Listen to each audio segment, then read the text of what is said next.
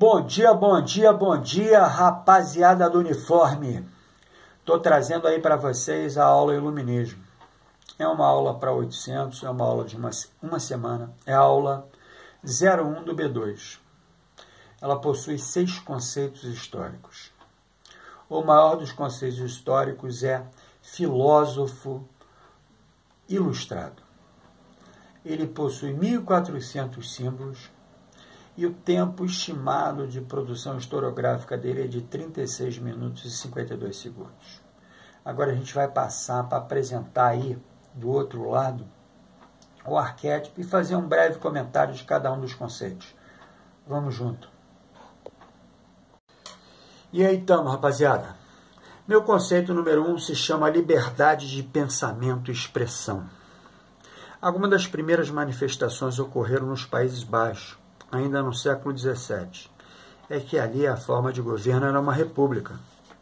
E as pessoas podiam discutir e publicar suas ideias, fosse contra a Igreja Católica ou as monarquias absolutistas.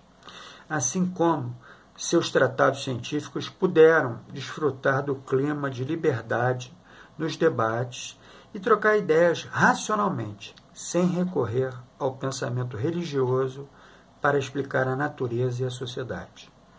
Meu conceito número 2 é o movimento de ideias. Abordou diversos campos do conhecimento humano. Defendia a extinção da ignorância e da superstição por meio da educação e da divulgação do conhecimento científico.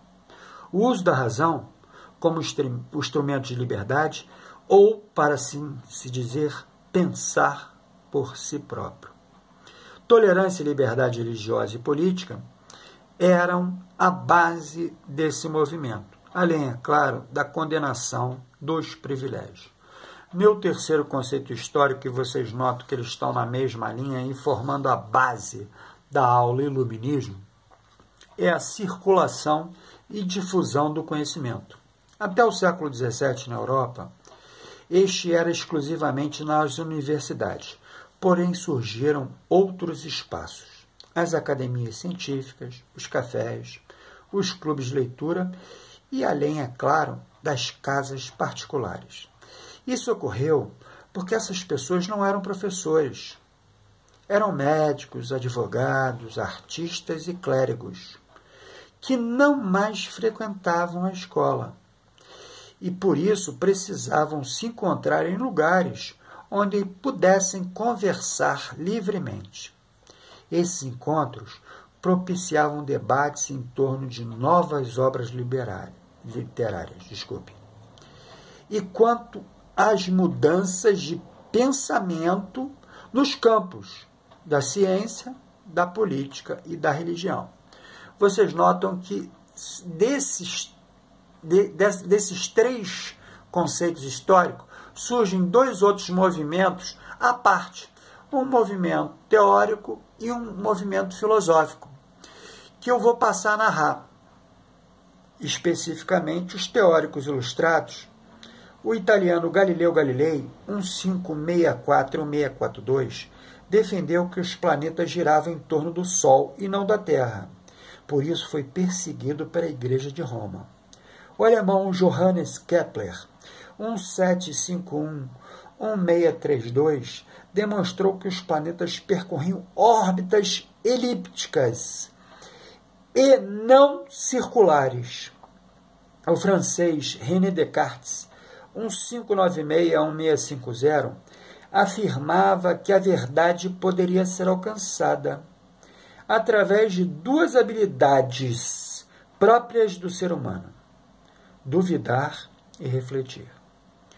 O homem poderia julgar corretamente e distinguir o verdadeiro do falso.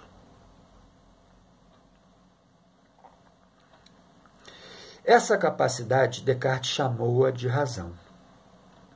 O inglês Isaac Newton, 1643-1727, conseguiu expressar matematicamente as leis naturais que regem o movimento dos planetas e de outros corpos celestes. Concluiu que a dúvida, o experimento e a observação seriam os instrumentos do intelecto humano, capazes de decifrar como se organizava o mundo. O meu quinto conceito se chama filósofos ilustrados. Como eu disse anteriormente, é meu maior conceito de produção historiográfica. Inicio com John Locke, 1642-1704, que valorizava a experiência como fonte para o conhecimento. Defendia que todos os seres humanos tinham direito à propriedade, base de sua liberdade, e os governos deveriam garanti-la. Baruch de Spinoza, 1632-1677, mostrou que os mistérios, os milagres e as coisas ocultas são frutos da imaginação. E que, devido ao medo que temos dos males que podem nos atingir, e além, é claro, das necessidades e privações que podemos enfrentar. Sua principal obra, Tratado Teológico Político, foi proibida por judeus, católicos e protestantes em diversos países da Europa. Voltaire, Jean-Marie Arouet, por fazer duras críticas ao privilégio da nobreza e da Igreja e por defender as liberdades individuais, foi obrigado a se exilar na Inglaterra. Barão de Montesquieu, Louis de Secunda, 1689-1755, em sua obra O Espírito das Leis, datada de 1748, expôs a necessidade da separação e independência dos poderes do Estado. Leia-se, legislativo, executivo e judiciário, como forma de garantir a liberdade. Jean-Jacques Rousseau, 1712-1778, era favorável à soberania popular e uma sociedade baseada na justiça e na igualdade. Para ele, a propriedade privada destruía a igualdade social, pois introduzia a desigualdade entre homens através da distinção entre ricos e pobres. No seu texto mais importante, O Contrato Social, afirmava que para combater a desigualdade, os homens deveriam fazer um contrato social, no qual cada indivíduo abriria mão, ou melhor, concordaria em se submeter à vontade geral do povo. Denis Diderot, 1713-1784, era um crítico feroz do absolutismo real. Foi o idealizador da Enciclopédia, obra em 35 volumes publicada entre 1751 e 1772, onde foi auxiliado por Jean d'Alembert. Meu sexto conceito é a fisiocracia, que significa poder da natureza. Seu principal representante foi François Quesnay, 1694-1774. Para ele, o Estado não deveria interferir na vida econômica, sintetizado no tema laissez-faire, laissez-passer, deixar fazer, deixar passar.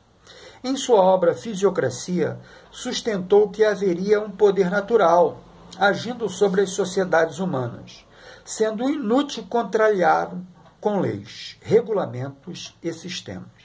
A agricultura e mineração geravam as verdadeiras riquezas da nação. E assim, rapaziada, a gente termina a nossa aula sobre iluminismo. Termina o comentário sobre a nossa aula sobre iluminismo. E aí a gente passa agora aí a fazer a parte da historiografia. Boa escrita para vocês, rapaziada. Até a próxima.